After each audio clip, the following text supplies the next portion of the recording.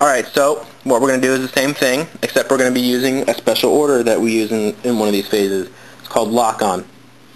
Alright, so in this case we'll just say the Eldar have the same leadership or better leadership, whatever. Doesn't matter. A 5 was a good roll for Eldar even. So they go under lock-on. So lock-on special rules means the ship is locking onto this ship so it can fire better.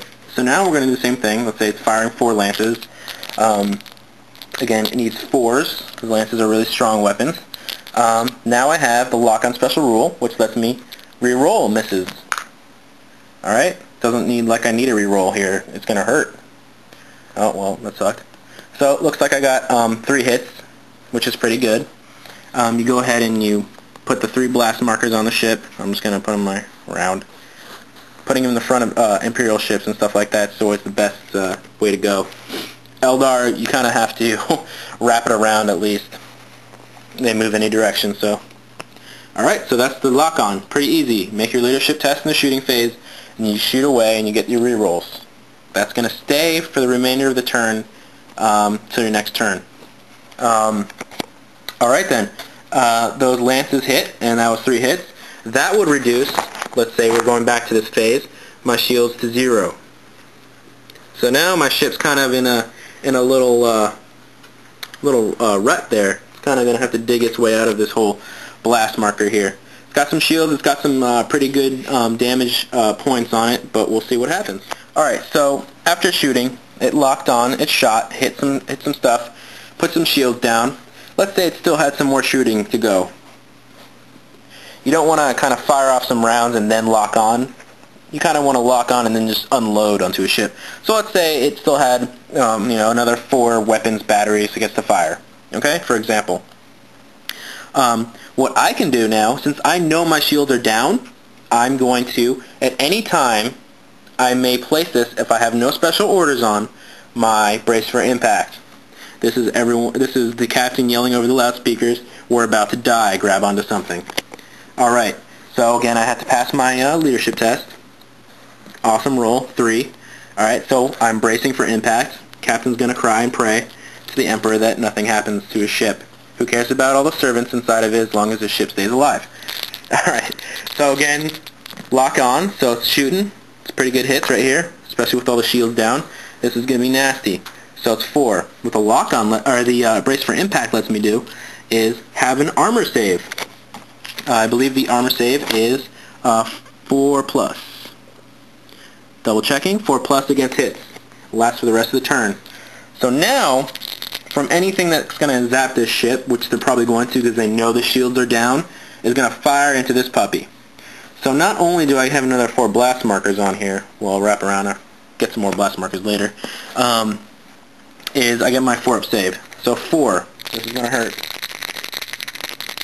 Let the Emperor protect me, right? Uh-oh. Well, that was pretty good. 2 hits, which is better than 4 hits, right? So again, going back to your sheet, you can reference 0 shields, and that's 4 hits. 1, 2, 3, 4. That, oh, sorry, no, 2. I got 2 hits on me. That hurts. Because again, remember I got to do the critical chart. 6 is a crit. Oh, that is a crit. And then I got a 6 for the critical hit table. So, Eldar landed a pretty nasty blow on my ship. Hopefully it's just the cook and not anything like the navigator. Alright. Uh-oh, 10. That's pretty high. So, 10 is actually shields collapse, which is pretty bad. All my ships are, my shields are reduced to 0. So they cannot regenerate until I repair, and I'll go into repair phase later. Alright, so, now, we're going on to the next phases, I guess, which is going to be the ordnance phase. This is when the Eldar actually have another trick up their sleeve besides firing torpedoes and launching different ships, like attack ships and bombers, which we'll do next after this little tidbit here. Eldar actually can move again. They can actually turn any direction they want with their cheating powers, right? And then they can also move again. Again, depending on what way the sun is going to be hitting your ship, of course. So let's say he wants to move away. See all that blast markers? A little too close to the ship, maybe. Maybe he wants to unload some bombers, which he's going to do.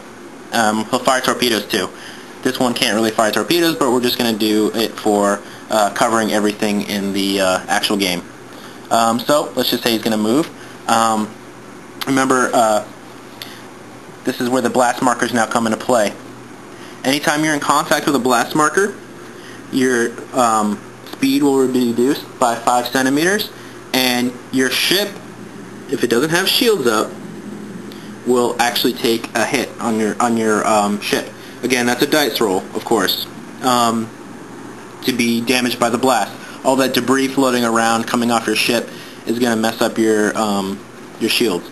Eldar have hollow fields, which do not count as shields, so they'll automatically be hit when they go through a blast marker. On that will be a 6 roll, so they're fine. And I'm not going to use my measuring tape, but you just kind of eyeball it, but use your measuring tape for this purposes. It's moving away from the sun, right?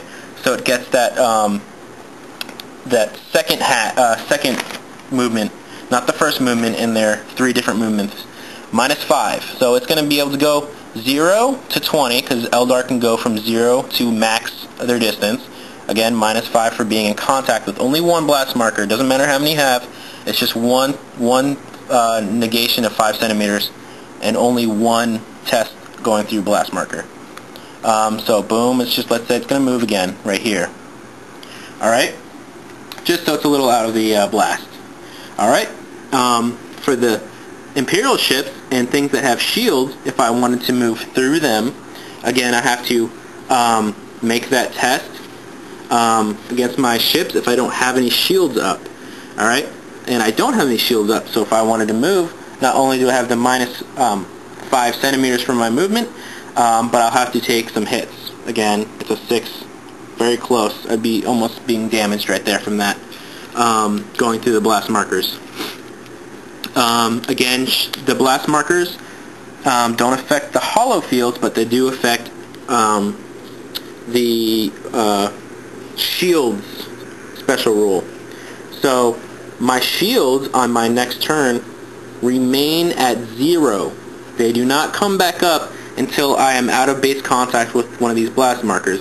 If I had 3 shields remaining and I still end up in contact, I cannot regenerate my shields back up to 4 until I'm clear of this. So for example, I have 0 shields. If I can only move this way like this and still I end up with 0 shields. If I can clear it, my shields regenerate fully back up to 4. And this is my beginning of my movement phase. So I move through it. After I get through the blast markers, my shields will fully regenerate. Alright, so I'm just going to place this back here for the next phase. Ordnance phase. This is the Ordnance phase movement for Eldar, and now we're going to do some other stuff for Ordnance.